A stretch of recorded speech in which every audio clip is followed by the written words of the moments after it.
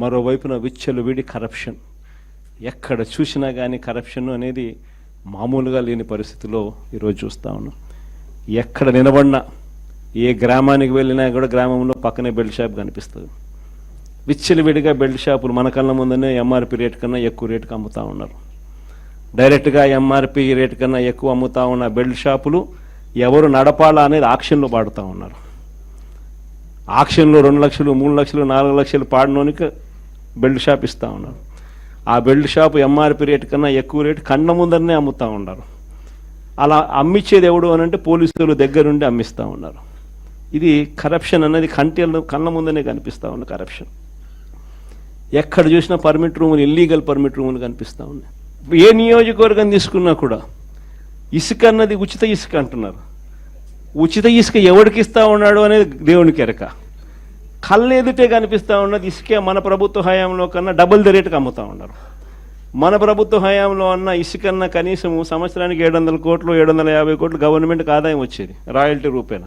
ఇప్పుడు royalty రాకపోగా ఇసుకేమో double రేటుకి అమ్ముతూ ఉన్నారు. ఏ నియోజకవర్గం తీసుకున్నా కూడా పేకాట క్లబ్బులు దగ్గరుండి నడిపిస్తూ ఉన్నారు ఎమ్మెల్యేలు, క్యాండిడేట్లు. పోలీసులు దగ్గరుండి ఆ పేకాట క్లబ్బులకు ప్రొటెక్షన్ ఇస్తూ ఉన్నారు. ప్రతి పేకాట క్లబ్ నుంచి నీకింత నాకింత అని పంచుకుంటా ఉన్న కరెక్ట్. ఎన్ని కళ్ళ ముందరే కనిపిస్తూ ఉన్న కరప్షన్. నేనేం వెరైటీ అని చెప్పడం.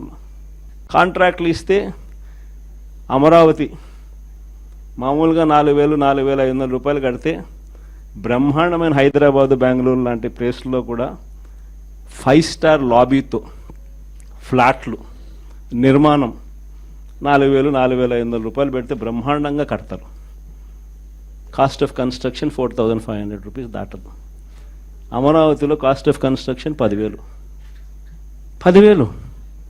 9,000. కళ్ళ ముందరనే మొబిలైజేషన్ అడ్వాన్స్. ఇంతకుముందు లేదు మొబిలైజేషన్ అడ్వాన్స్. ఇప్పుడు మొబిలైజేషన్ అడ్వాన్స్ ఇస్తున్నారు. అంటే పన్ను చేయక మునిపే 10% మొబిలైజేషన్ అడ్వాన్స్. మొబిలైజేషన్ అడ్వాన్స్ 10% ఇస్తున్నారు, అందులో 8% తీసుకుంటా ఉన్నారు. కళ్ళ ముందర కనిపిస్తూ ఉన్న కరప్షన్ ఇవన్నీ. పీపీఏలు ₹4.60. మన హయాంలో ₹2.49 మనం పీపీఏ చేస్తే నానా యాగి చేసినారు. ₹2.49 అనేది రాష్ట్ర చరిత్రలో ఎప్పుడు జరగల.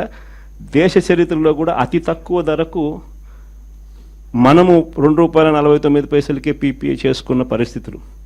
అలాంటిది వెన్నుదట్టి ప్రోత్సహించాల్సింది పోయి అప్పుడు కూడా మన మీద బురద జల్లినారు. తీరా వాళ్ళు వచ్చిన తర్వాత పరిస్థితి ఏంటి అంటే ₹4.60 పీపీఏ.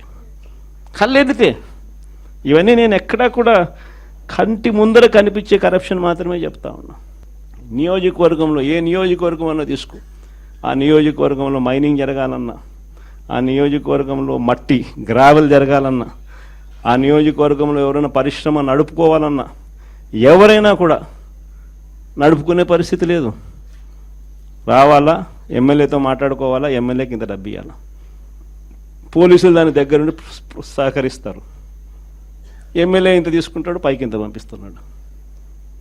కళ్ళ ముందర కనిపిస్తా ఉన్న కరప్షన్ ఏంది విచ్చలవిడిగా జరుగుతాం.